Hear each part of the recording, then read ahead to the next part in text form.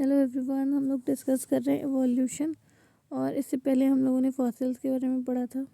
अब हम पढ़ रहे हैं तुलनात्मक शरीर की और आकारिकी के आधार पर हम कैसे याद कर सकते हैं और विकास को। तो एक होते हैं हमारे होमोलोगस ऑर्गन, जिन्हें हम हिंदी में समजात कहते हैं, और एक होते हैं एनालॉगस, जो कि समवृत्ति अंग होते हैं। समजात, जात से पता चल रहा है उत्पत्ति, है ना। जात से हम जान सकते हैं कि उसकी उत्पत्ति कहाँ से हुई है। तो ऐसे सभी अंग जो उत्पत्ति के आधार पे समान है। अब उत्पत्ति के आधार पे समान है तो उनकी संरचना भी समान होगी। तो वे अंग जो संरचना और उत्पत्ति के आधार पे समान होते हैं समजात अंग कहलाते हैं। और ऐसे अंग जो उत्पत्ति में समान नहीं लेकिन वृत्ति यानी कि कार्य करना, तो कार्य करने के आधार पर समान है, तो वो एनालॉगस या समवृत्ति है। फिर आता है डाइवर्जेंट एवोल्यूशन, भिन्नात्मक अपसारी विकास होता है। अब किसी चीज़ की उत्पत्ति तो समान रूप से हो रही है पर वो विभिन्न कार्य करने लगे, तो हम इसको क्या कहते हैं, अपसारी विकास हुआ। यानी सेम चीज़ ने अलग अलग कार्य करे, तो ये अपसारी विकास कहलाए। जबकि अभिसारी विकास क्या होता है, जिसकी उत्पत्ति अलग हुई थी लेकिन काम उसने एक किया, तो अभिसारी विकास का उदाहरण है। इसमें वंशावली भी समान होती है, जो आपके होमोलोगस होते हैं उसमें वंशावली समान रहती है। एग्जाम्पल की बात करें तो मनुष्य के हाथ, चीते के अग्रपाद, वेल के अग्रपाद, चमगादड़ के अग्रपाद, यानी कि 4 limb of human, tiger, well and bat, ये सब समजात अंग के उदाहरण हैं। जबकि तितली के पंख और पक्षी के पंख एक काम करते हैं लेकिन उनकी उत्पत्ति समान नहीं हुई है। इसी तरीके से कॉकरोच, मधुमक्खी, मच्छर, तितली के मुखांग, ये होमोलोगस हैं।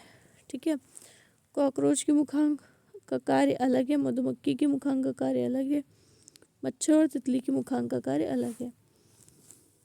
फिर है बोगनवेलिया में कुकुरबिटा के कांटे स्पर्शक, उत्पत्ति समान, कार्य विभिन्न। उधर आपका जो एनालॉगस ऑर्गन समवृत्ति अंग है उसमें आते हैं मधुमक्खी, बिच्छू के डंक, उत्पत्ति अलग अलग है, कार्य समान है, सुरक्षा करना अपनी। स्तनधारी ऑक्टोपस की आंखें एक सा काम करती हैं लेकिन उत्पत्ति अलग अलग है। स्वीट पोटैटो तथा आलू में स्टार्च का संग्रहण, उत्पत्ति अलग अलग है किंतु कार्य समान है। अवशेषी अंग क्या होते हैं, जो संबंधित जीवों के कार्यात्मक रूप से पूर्ण विकसित है परंतु कुछ में कार्य करने में अक्षम है। मानव के अवशेषी अंग भी हम देखते हैं। अवशेषी अंग वो है जो एक समय पे तो हमारे शरीर में कार्य करते थे बट आज की डेट में वो हमारे शरीर में कार्य नहीं करते। और हमारे के किसी की भी है कि मनुष्य जो अभी इस पीढ़ी का है उस मनुष्य की शरीर में कार्य नहीं करेंगे। वह जंतु जो अभी वर्तमान पीढ़ी का उसके शरीर में कार्य नहीं करे परंतु आधे जीवों के शरीर में वे कार्य करते थे। जैसे कर्णपिन्ना, ऑरिकुलर मसल, इसका क्या काम है, तो अभी हमारे शरीर में इसका कोई कार्य नहीं है, तो ये मात्र अवशेषी अंग के रूप में काम करता है। फिर है निक्टेटरी मेम्ब्रेन, आँखों में होती है तो इसका भी अभी कोई कार्य नहीं है। सेगमेंटल मसल ऑफ एब्डोमेन, मनुष्य के जो एब्डोमिनल एरिया है यानी कि जो उदरीय भाग है उसमें कुछ मसल्स अगर हम थोड़ा सा उनको टोन इन करें तो सेगमेंटेड होती हैं, उसका भी अब कोई उपयोग नहीं है। जब मनुष्य झुक के चला करता था तो उस दौरान उसका उपयोग हुआ करता था। ऐसे ही हमारे डाइजेस्टिव सिस्टम में एक बर्मीफॉर्म अपेंडिक्स पाई जाती है जो कि बड़ी आंत का पार्ट है, अब भी उसका कोई उपयोग नहीं है। ऐसी विभिन्न प्रकार के हमारे जो अवशेषी अंग हैं उनका वर्णन इसमें किया गया है। नेक्स्ट है embryological study, evidences related to embryological study. तो हेकल ने पाया कि सभी कशेरुकी जीवों में प्रारंभिक भ्रूण समान थे, जिसमें ज़्यादातर में श्वसन के लिए प्रारंभिक अवस्था में गिल स्लिट्स होते हैं। जबकि गिल स्लिट्स तो जलीय जीवों की पहचान होती है, गिल्स का होना। तो हेकल्स के अनुसार ऑन्टोजेनी क्या होती है, डेवलपमेंट ऑफ एम्ब्रियो, जब भ्रूण का विकास हो रहा होता है तो उसको हम ऑन्टोजेनी कहते हैं। इसको बायोजेनिक लॉ भी कहते हैं कि जो बायो है वो जीव है वो अपने प्रारंभिक भ्रूण के दौरान अपनी प्रारंभिक जो जीव आए हैं उनके समान रूप दर्शाता है। तो हेकल के अनुसार ऑन्टोजेनी सभी फाइलम में समान होती है। कार्ल अर्नेस्ट वॉन वियर ने इसका खंडन किया था। ठीक है, कार्ल अर्नेस्ट वॉन वियर ने इनका खंडन किया। Next evidences physiology of biochemical. सभी जीवों में बायोकेमिकल्स की उपस्थिति समान है। अनेक प्रोटीन, जीन, न्यूक्लियोटाइड आदि समानों से पूर्व समान होने का आभास मिलता है। यानी सभी जीवों में प्रोटीन होता है, सभी जीवों में डीएनए, आरएनए होते हैं। इसका अर्थ क्या है, कहीं ना कहीं हमारे पूर्वज समान होंगे, तभी सभी जीवों में समान बायोकेमिकल सब्सटेंसेस देखने को मिल रहे हैं। ट्रिप्सिन जो होता है सभी कशेरुकी दोनों में होता है। पेप्सिन जो होता है वो सभी कशेरुकी में। यानी इवोल्यूशन या तो अपसारी रहा है या अभिसारी रहा है। यानी अपसारी का मतलब जो एक जगह से निकला और विभिन्न दिशाओं में फैल गया, और अभिसारी जो विभिन्न दिशाओं में से निकला था लेकिन एक जगह आकर के मिल गया। अब यदि अभिसारी का कोई भाग और अपसारी का कोई भाग, अभिसारी और अपसारी को कोई भाग मिल जाए तो फिर वो पुनः अभिसारी बना लेगा, क्योंकि दोनों अगर मिले हैं तो फिर वो कौन सा होगा, एक ही दिशा में आ रहे हैं तो अभिसारी प्रकार का होगा। फिर आता है एडेप्टिव रेडिएशन। तो डार्विन जो है 1831 में गैलापागोस द्वीप समूह पर गया था। गैलापागोस द्वीप समूह जो है 22 द्वीपों यानी 22 आइलैंड से मिलकर के बना है। इसने अपनी यात्रा के दौरान पहुंचा तो देखा कि लगभग 5 वर्ष तक इसने अपनी यात्रा की। और कौन से जहाज पे गया था, HMS बीगल। तो इसने अपनी विविधता पर अध्ययन किया और कुछ अपने थ्योरीज दी थी। डार्विन की थ्योरी बहुत फेमस हुई थी। तो वहाँ पर इसने किसको नोटिस किया, 5 वर्ष तक छोटे काले पक्षी को, ठीक है, जिन्हें अभी हम देखते हैं कि डार्विन की फिंचेस कहते हैं। तो इन्होंने द्वीपों पे रहते हुए भोजन अनुसार अपनी चोंच में परिवर्तन किया। तो छोटे काले पक्षी थे, इन्हें जो भोजन मिलता था उस आधार पर इन्होंने अपनी चोंच में परिवर्तन किया। ये डार्विन की फ्रिंज कहलाई। एक भौगोलिक क्षेत्र में विभिन्न प्रजातियों के विकास की प्रक्रिया किसी एक पॉइंट से शुरू होती है, परंतु वे विभिन्न भौगोलिक क्षेत्रों में फैल गए। कालांतर में उस विशेष क्षेत्र के अनुसार इनकी शारीरिक स्वरूप में अनुकूलन आ गया, है ना। इसे एडेप्टिव रेडिएशन कहा जाता है। एडेप्टिव रेडिएशन क्या है कि जो अनुकूलन हेतु हमने अपने आप में विभिन्नता को प्राप्त किया है। डार्विन फ्रिंचेस एंड ऑस्ट्रेलियन मार्सुपियल्स इसके एग्जाम्पल है। प्लेसेंटल मैमल्स भी इसके अच्छे उदाहरण हैं। नेक्स्ट है कि ये जो अलग अलग प्रकार की फ्रिंचेस हुई, इनका रीज़न क्या था। तो कि कुछ जो थी वो फ्रूट्स खाती थी, तो फ्रूट्स खाने के लिए उनकी चोंच जो थी वो तोतेनुमा हो गई। जबकि कुछ फ्रिंचेस जो थी वो आइलैंड्स पे जाके बस गई। कुछ फ्रिंचेस जो थी वो कीड़ों को काटने लगी, तो कीड़ों को खाने की वजह से उनकी इंसेक्ट ईटर या ग्रेस्पिंग चोंच हो गई। जबकि कुछ ऐसी थी जो कैक्टस को खाती थी, तो ये कैक्टस भक्षी हो गई। तो इनका जो भोजन मिलता गया उस आधार पे इन्होंने अपने मुख के आकार में, चोंच के आकार में परिवर्तन किया। इसे हम कहते हैं डाइवर्जेंट इवोल्यूशन। नेक्स्ट है डार्विन के पश्चात लैमार्क। लैमार्क ने अपना जो वाद प्रस्तुत किया था वो डार्विन से पहले किया था।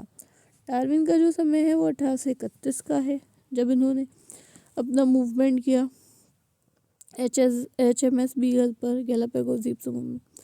जबकि लैमार्क का जो टाइम है वो 744 से 1829 AD का है। इन्होंने बुक भी लिखी है, फिलोसॉफिक ज़ूलॉजिया। एनालिडा और इन्वर्टिब्रेट शब्द लैमार्क के ही द्वारा दिए गए हैं। और इसके साथ ही लैमार्क ने और ट्रिविरेनस ने मिलकर बायोलॉजी शब्द भी दिया था। इनका मानना था एक वाइटल फोर्स कार्य कर रही है जीवन के पीछे, जो कि इनहेरिटेंस ऑफ एक्वायर्ड कैरेक्टर हो सकती है। इनहेरिटेंस ऑफ एक्वायर्ड कैरेक्टर क्या है कि जो मैंने अपने जीवन में लक्षण अर्जित किए हैं वो मैं अगली पीढ़ी को भेज सकूं, यानी उपार्जित लक्षणों की वंशागति। दूसरा जो सबसे महत्वपूर्ण पार्ट था वो था effect of environment and new need. आवश्यकता और वातावरण के अनुरूप प्रभाव दिखाई देना, नवीन आवश्यकता एवं वातावरण का प्रभाव। Use and disuse of organ, अंगों का उपयोग एवं अनुपयोग।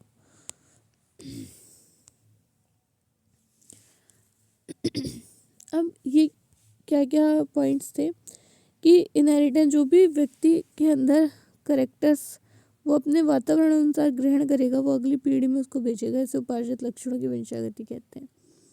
अब व्यक्ति अर्जित क्यों करेगा लक्षण, क्योंकि वो अपने वातावरण के अनुसार अडेप्टेड होना चाहता है, अनुकूलित होना चाहता है।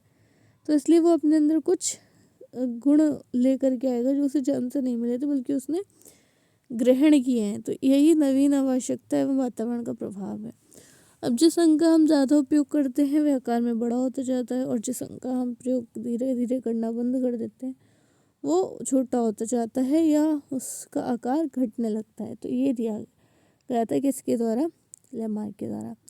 लेकिन इसी दौरान एक साइंटिस्ट और हुआ, विजमेंस एक्सपेरिमेंट। उन्होंने कहा कि भाई सारे उपार्जित लक्षण जो हैं वो अगली पीढ़ी में नहीं जा सकते, ये केवल और केवल वही लक्षणों को आगे भेजा जाएगा जो जर्म प्लाज्म में होंगे, जनन द्रव्य में होंगे, जबकि जो कायिक द्रव्य में होंगे वो लक्षण आगे नहीं जाएंगे। क्यों नहीं जाएंगे? क्योंकि वो सोमैटिक सेल्स में, और सोमैटिक सेल्स का सेक्स सेल्स से लेना देना नहीं है। सोमैटिक सेल परिवर्तन आगे नहीं लेके जाती, और जबकि जर्म प्लाज्म में जो चेंजमेंट होगा वो आगे की तरफ अगली पीढ़ी में जाएगा। इसलिए इसको जर्म प्लाज्म सिद्धांत या जनन द्रव्य सिद्धांत कहते हैं।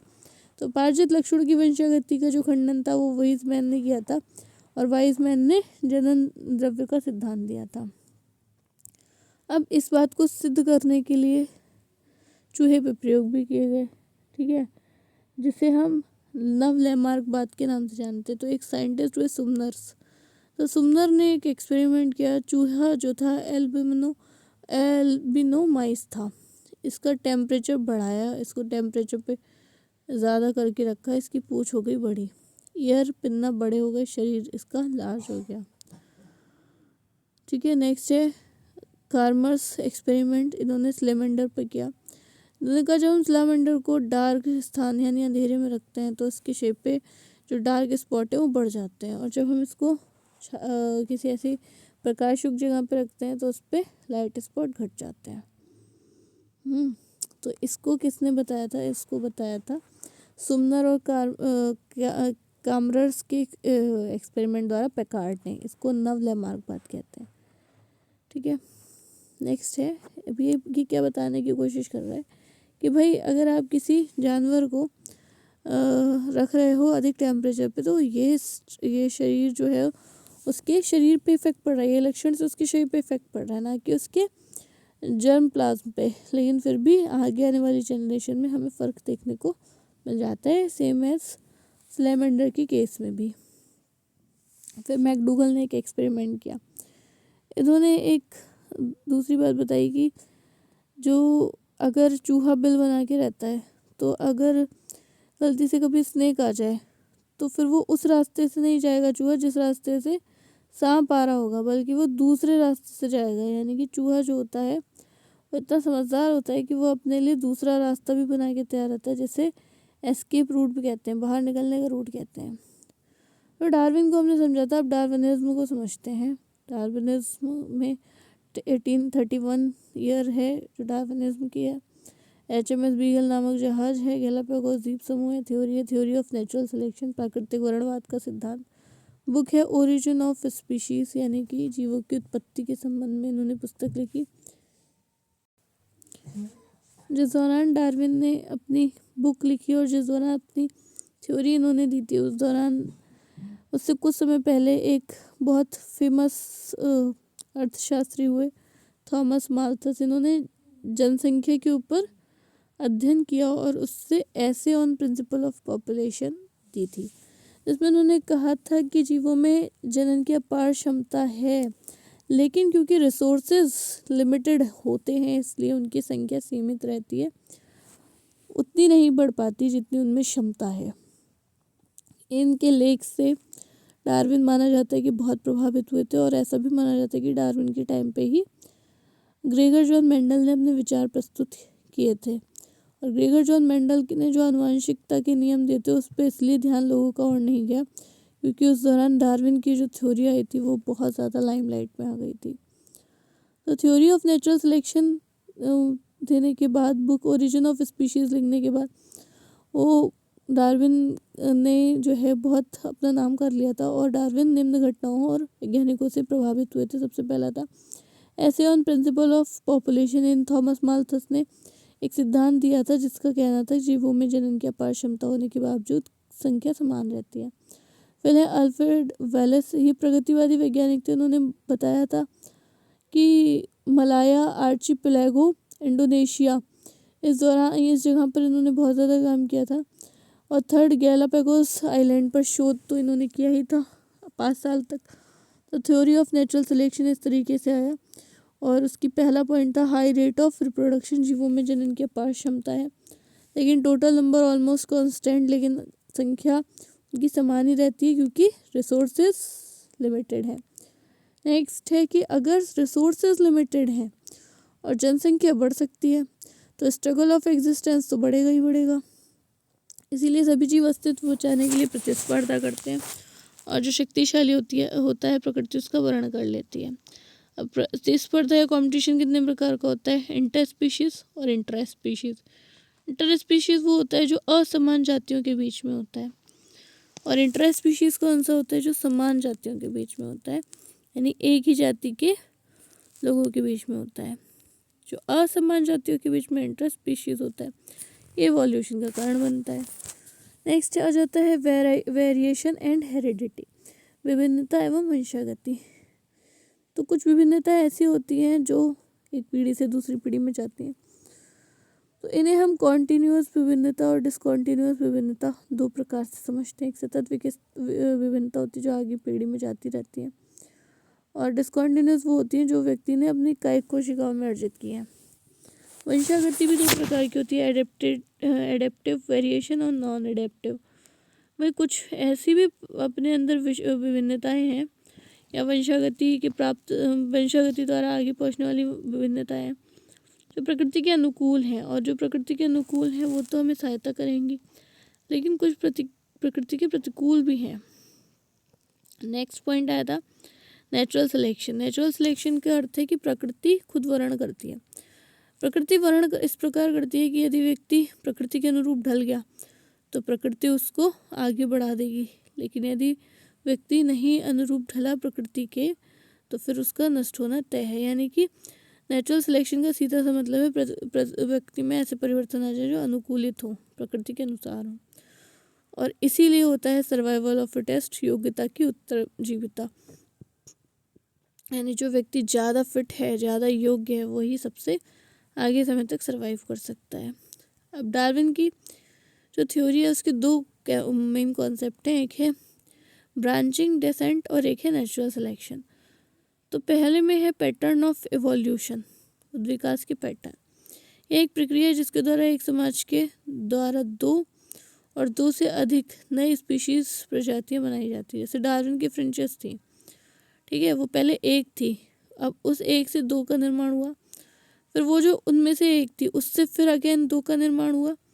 अब वो उन दो में एक जो थी वो तो नॉन अडेप्टिव थी, वो आगे बढ़ ही नहीं पाई प्रकृति के अनुरूप, तो फिर वो नष्ट हो गई होगी। जो अडेप्टिव थी वो आगे बढ़ी, अब कल को और वातावरण चेंज हो गया तो उसमें से एक जो थी वो अडेप्टिव हो गई, वो आगे बढ़ी। इस तरीके से जो योग्य होगा वही जीवित रहेगा, और अपने अंदर जीवित रहने के लिए हमें अनुकूलित परिवर्तन लाने होंगे। वे गुण जिनकी वजह से कोई प्रजाति अपना अस्तित्व बचा पाती है तो ये गुण अगली पीढ़ी में चले जाते हैं। इसको हम मैकेनिज्म ऑफ इवोल्यूशन कहते हैं। डार्विन के अनुसार इवोल्यूशन एक पीढ़ी में विविधताओं का संचय ही उत्विकास है। एंटीबायोटिक सेंसिटिव और एंटीबायोटिक रेजिस्टेंस दो प्रकार के बैक्टीरिया होते हैं जो एंटीबायोटिक के प्रति या तो सेंसिटिव होंगे, जो एंटीबायोटिक मिलते ही नष्ट हो जाएंगे, और कुछ ऐसे होंगे जो एंटीबायोटिक के प्रति रेजिस्टेंस या प्रतिरोधी होंगे, कोई फ़र्क नहीं पड़ेगा। तो बैक्टीरियल कॉलोनी अगर हमने डेवलप कराई और मीडियम में रखा जो कि जिसमें एंटीबायोटिक अनुपस्थित था तो कोई दिक्कत नहीं होगी, सब जीवित रहेंगे। लेकिन जैसे ही हमने मीडियम 2 में एंटीबायोटिक डाल दिया तो कुछ बैक्टीरिया जो है वहीं खत्म हो जाएंगे। रीज़न क्या है? क्योंकि वो एंटीबायोटिक के प्रति सेंसिटिव थे, और जो जीवित रहेंगे इसका मतलब वो एंटीबायोटिक रेजिस्टेंस थे। तो अब जो जिनकी डेथ हुई है वो थे जिन्होंने एंटीबायोटिक के प्रति अपने आप को नहीं प्रतिरोध कर पाए थे, जबकि जो अपने आप में प्रतिरोध कर पाए वो ही नए स्पीशीज लाने के लिए जिम्मेदार होंगे। एंटीबायोटिक सेंसिटिव बैक्टीरिया कई दिन मंथ तक ग्रोथ कर सकते हैं, लेकिन उसके बाद जैसे ही एंटीबायोटिक मिलेगी वो मृत्यु कर जाएंगे। अदर थ्योरीज ऑफ डार्विन के कुछ अन्य सिद्धांत भी हैं। मनुष्य आवश्यकता के अनुसार जानवरों का प्रजनन करते हैं, अर्थात प्रकृति सिलेक्शन नहीं करती, जबकि मनुष्य द्वारा सिलेक्शन होता है। थ्योरी ऑफ सेक्सुअल सिलेक्शन में जीव जो है वो रिप्रोडक्शन के लिए बेस्ट साथी का चयन करता है। थ्योरी ऑफ पेनजेनेसिस या आनुवंशिकता का भी सिद्धांत है। इसके अनुसार बॉडी सेल से निकल के जेम्यूल्स पेंजिन से निकल के रक्त के द्वारा गोनाड्स में एकत्रित हो जाते हैं, जो माता पिता द्वारा संतान को मिलती है। इसको बीजमैन ने निरस्त कर दिया था। वाइजमैन वही है जो हमने पहले थोड़ी देर पढ़े थे। उन्होंने डार्विन को जनन द्रव्य का सिद्धांत, जर्मप्लाज्म के सिद्धांत से खारिज किया था। डार्विन के नेचुरल सिलेक्शन के लिए किस किस पे उन्होंने प्रयोग किए थे? तो इन्होंने प्रयोग किया था बिस्टिन कुटिलेरिया और पेपर मॉथ पर। तो बिफोर इंडस्ट्रियलाइजेशन, जब औद्योगिकीकरण नहीं हुआ था 1850 के आसपास, और जब इंडस्ट्रियलाइजेशन यानी औद्योगिकरण हो गया था लगभग 1920 तक, तो बहुत डिफरेंसेस आए। जैसे वातावरण में शुद्धता पहले ज़्यादा थी जब औद्योगिकरण नहीं हुआ था। जब उद्योग स्टार्ट हो गए तो कोयला चलने लगा तो वातावरण प्रदूषित हो गया। तो जब वातावरण शुद्ध था तब लाइकेन की ग्रोथ अधिक थी, वातावरण प्रदूषित होने पर लाइकेन की ग्रोथ कम हो गई। इसी तरीके से नंबर ऑफ ब्लैक मॉथ पहले कम थे। काले रंग के जो उड़ने वाले कीट हैं, आप समझ लीजिए मॉथ को ऐसे, कि वो पहले कम हुआ करते थे जब प्रदूषण नहीं हुआ था। तो जब प्रदूषण और जो वाइट मॉथ थे उनकी संख्या ज़्यादा थी जब मतलब इंडस्ट्रियलाइजेशन नहीं हुआ था, और जब पर्यावरण शुद्ध था तब। पर्यावरण प्रदूषित होते ही नंबर ऑफ ब्लैक मॉथ ज़्यादा हो गए और वाइट मॉथ कम हो गए। तो इस तरीके से डार्विन को समझा, डार्विन की विभिन्न थ्योरीज को हमने समझा। अगले लेक्चर में हम लोग डिस्कस करेंगे ह्यूगो डे व्रीज को। Thank you everyone.